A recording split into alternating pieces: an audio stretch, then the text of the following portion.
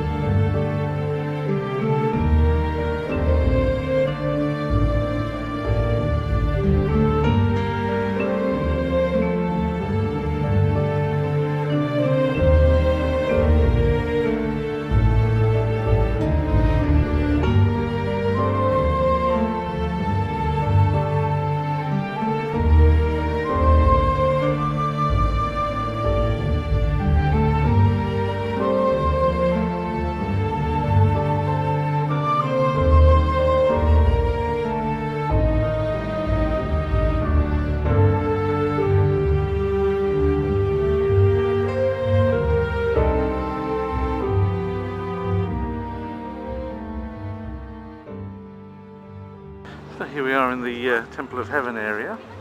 The Temple of Heaven, or Tian Tan, was the place where the emperors of the Ming and Qing dynasties would worship the heaven and pray for bumper crops. The northern part of the outer surrounding wall is semicircular in shape, while the southern part square, a pattern symbolic of the ancient belief that heaven was round and the earth square. The double surrounding wall separates the temple into two parts, the inner and outer temples, with the main structures in the inner one, covering a space of 273 hectares, it says here, in case you're wondering where I'm getting this from. The inner temple is also partitioned by a wall into two sets of buildings. The northern structure is the altar of praying for bumper crops, as it puts it, with the hall of prayer for good harvest as the principal building used to pray in spring for a bumper harvest throughout the year. The southern structure is the circular mound altar used to worship heaven at the winter solstice, where the principal construction is a large circular mound. So the two altars, connected by a 360-metre long raised walk called the Red Step Bridge, arranged in a line forming a south-north axis of 1,200 metres long and flanked by century-old cypresses in a spacious area. To the inner south of the west celestial gate is the abstinence hall, where the feudal emperors observed abstention before the rituals. In the western part of the outer temple is located the Divine Music Office, which was in charge of the teaching and performance of the ritual music.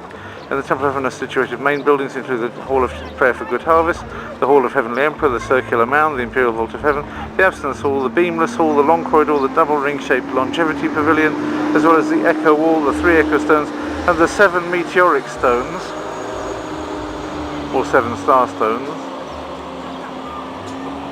First built in 1420, the 18th year of Emperor Yonggul's reign of the Ming dynasty, and then expanded and reconstructed in the Ming Emperor Jia Qing's reign and Qing Emperor Changlong's reign. The Temple of Heaven is a grand and magnificent masterpiece of architecture with a formal and solemn environment. Since the founding of the PR China, the government has allotted a great sum of money to protect and restore the cultural monuments here.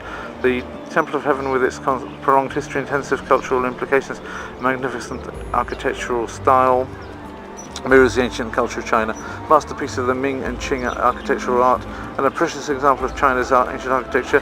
The Temple of Heaven is the largest architectural group for worshipping the heaven in the world. In 1961 it was listed under the State Council as one of the key monuments under the state protection.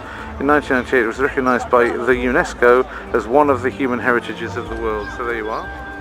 it's completely idolatrous, and it's considered great by anything to do with the United Nations. Nevertheless, in order to understand the world in which we live, one has to look at these things and be aware of these things.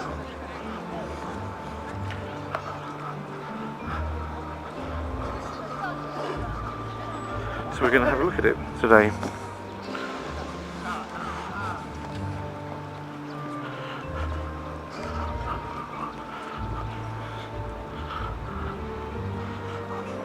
In a minute, I'll just film the bits I think which are more interesting, and I will, because I've got to save something for later, and I'll take some photographs obviously as well, so you'll see some of the photographs will relate to this place.